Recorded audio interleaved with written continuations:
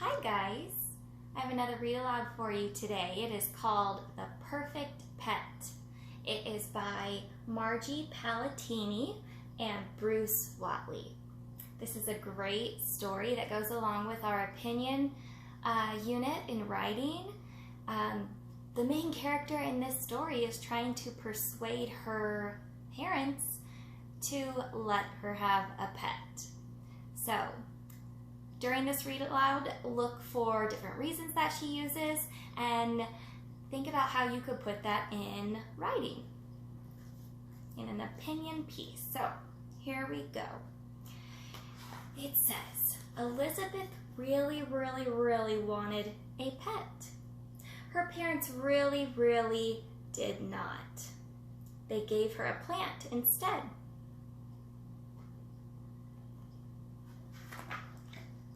Mind you, it was a very good-looking plant, as cactus plants go, and it had quite a prickly sense of humor.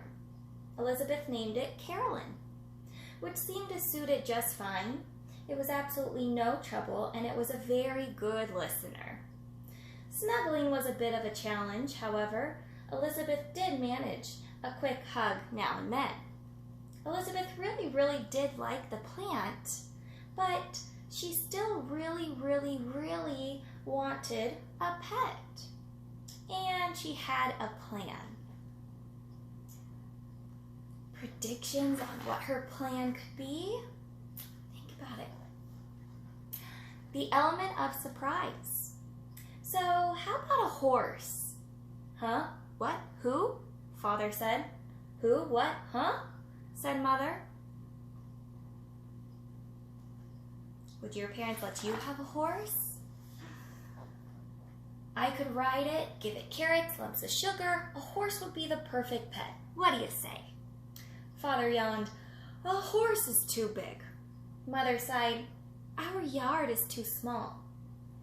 Why, it would eat us out of the house and home, said Father. A horse is not quite perfect, dear, said Mother, going back to sleep. Not quite perfect, said Father sleepily. Scratch the horse. So no horse. Next, catch them off guard. What about a dog? Huh? What? Who? Said Father as he stood in front of the mirror shaving. Who? What? Huh? Said Mother, peeking from behind the shower curtain and dripping soapy water. Do you think they'll let her have a dog? I could take it for walks, teach it tricks, feed it treats, play fetch. A dog would be the perfect pet. What do you think? Father spit shaving cream. Dogs bark. They're much too loud. Mother grabbed a towel. They jump all over the furniture. A dog is not quite perfect, Elizabeth, said Father as he shaved. Not quite perfect, called Mother from the shower. Forget Fido.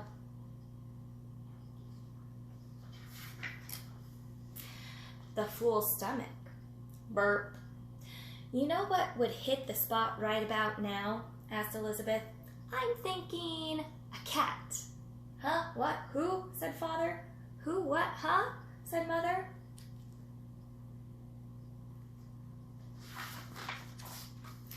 A cat would lick the plates, curl up in my lap, drink leftover milk, and we'd always know what to do with all the extra string.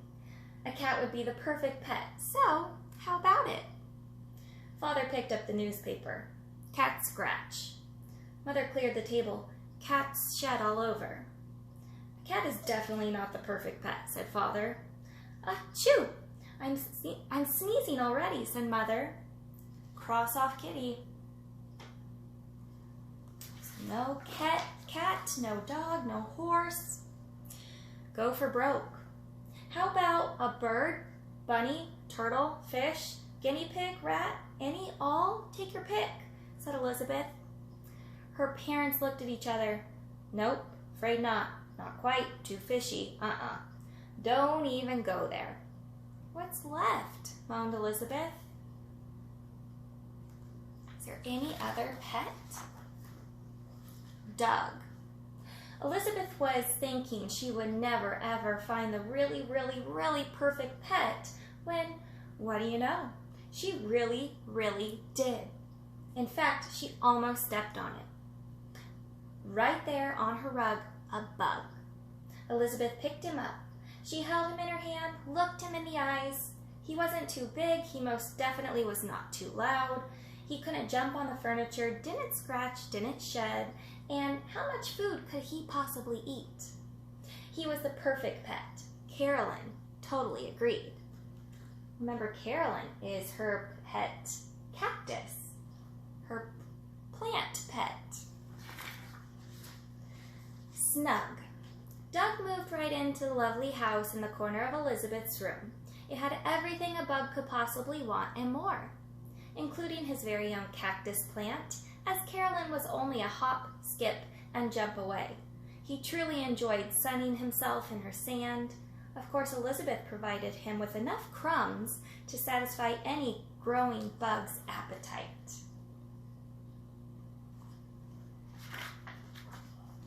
As expected, their relationship was a tad different than the usual. Her book that she's reading says, "There ain't no bugs on me." Pretty funny. Doug could not give Elizabeth a pony ride. She could not take him for a walk. He could not catch a ball or fetch, no matter how many times they practiced. And try as he might, Doug couldn't get the hang of playing with string.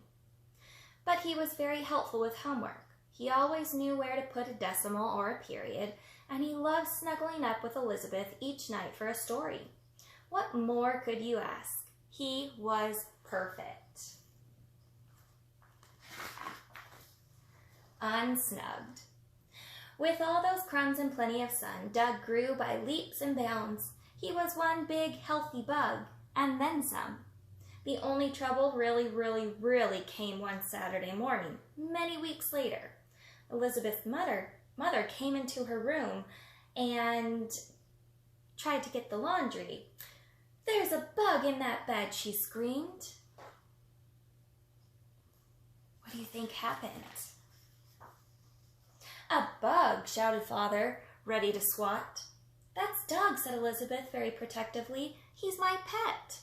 Her parents looked at each other. "Pet?"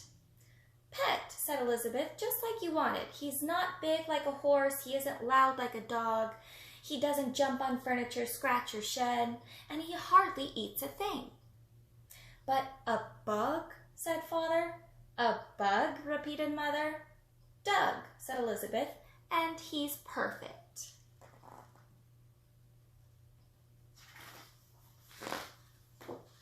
One big happy family. "Think we should have said yes to the dog," whispered Father to Mother. Mother shrugged. "I don't know. We have more room on the couch with the bug."